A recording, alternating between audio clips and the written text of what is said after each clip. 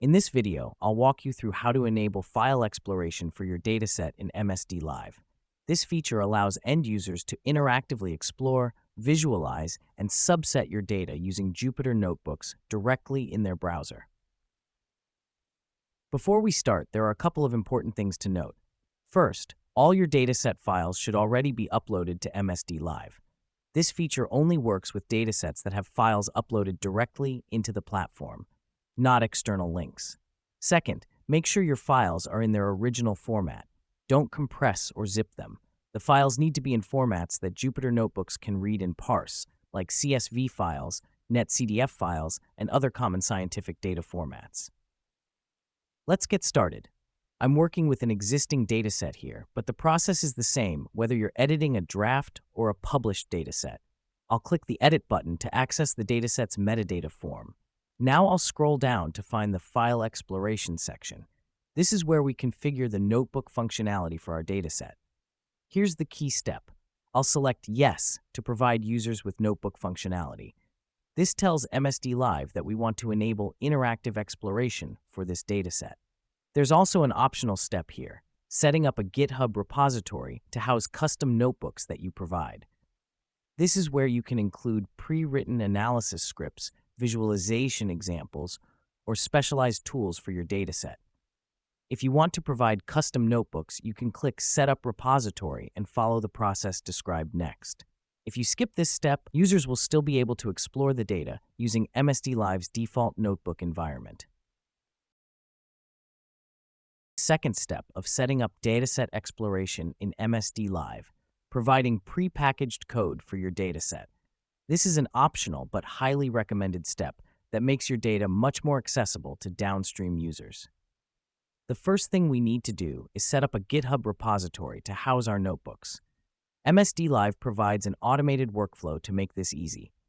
I'll click the Set Up Repository button in the File Exploration section of my dataset. If you already have a GitHub repository set up, you can select I have an existing repository, enter the URL, and click Add Repository. I'm going to use the recommended approach, having MSD-LIVE create a new repository for me. I'll select Create a new repository for me in the modal that opens. If this is your first time using this feature, you'll need to click Connect with GitHub, visit the authorization URL that appears, and enter the provided authorization code. This authorizes MSD-LIVE to access your GitHub account in order to create the repository on your behalf.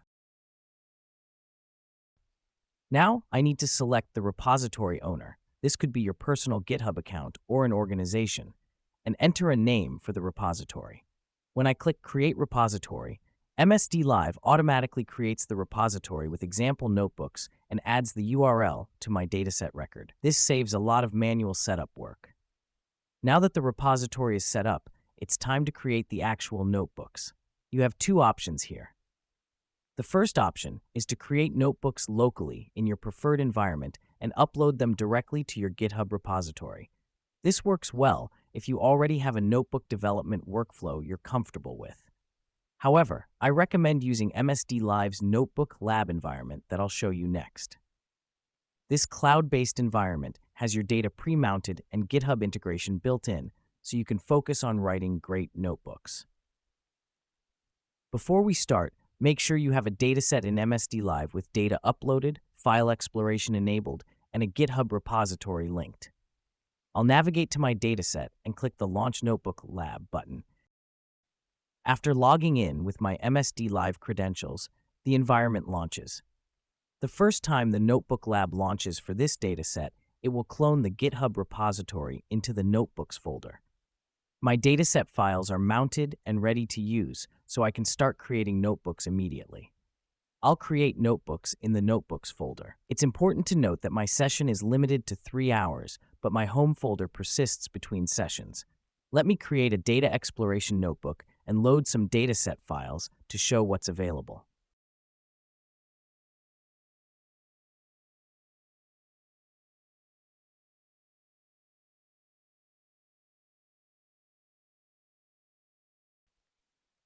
Once my notebooks are complete, I need to save them to my GitHub repository.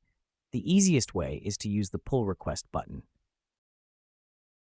If this is my first time, I'll need to authorize MSD-LIVE to access my GitHub repository.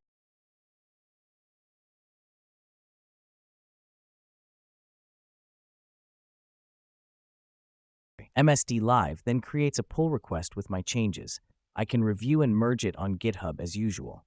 Once merged, these notebooks will be available to users who click Explore the Data on my dataset.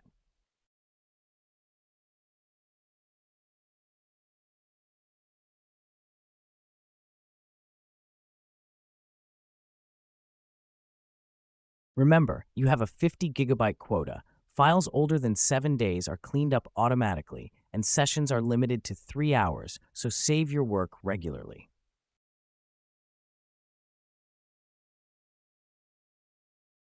Downstream users can explore data in MSD-LIVE by browsing the data repository. If a dataset in the repository supports interactive dataset notebooks, you'll see an Explore the Data button on the Datasets landing page.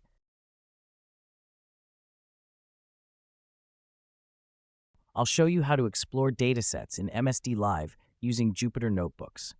This is the end-user experience, what researchers see when they want to interactively work with a dataset that has file exploration enabled.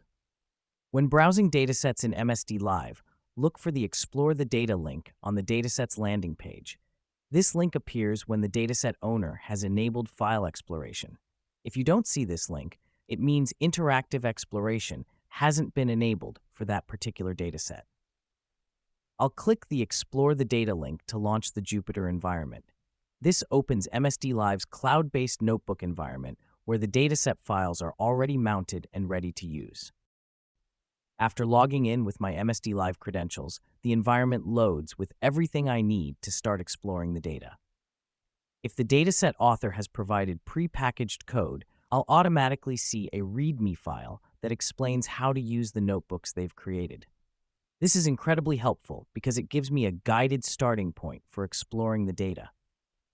The README typically includes information about what the dataset contains, what notebooks are available, and how to get started with common analysis tasks.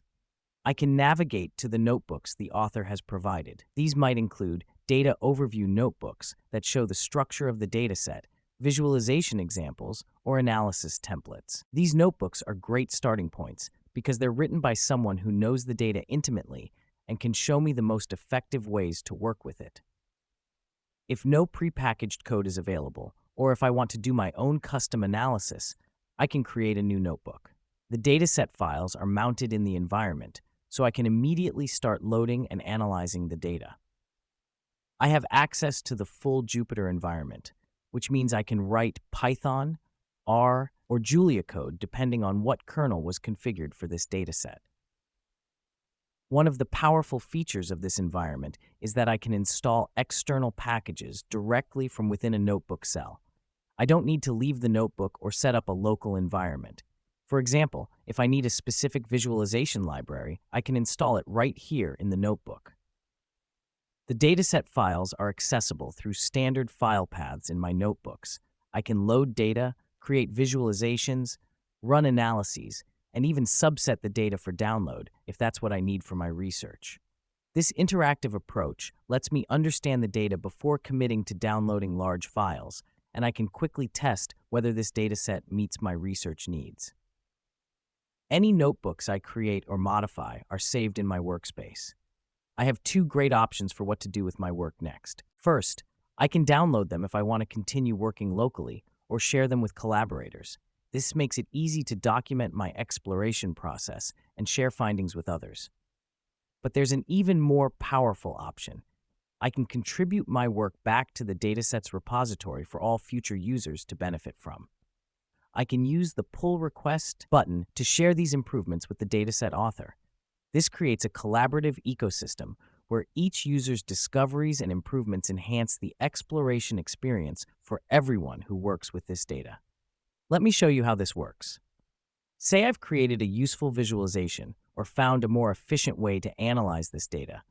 I can contribute that back to help other researchers.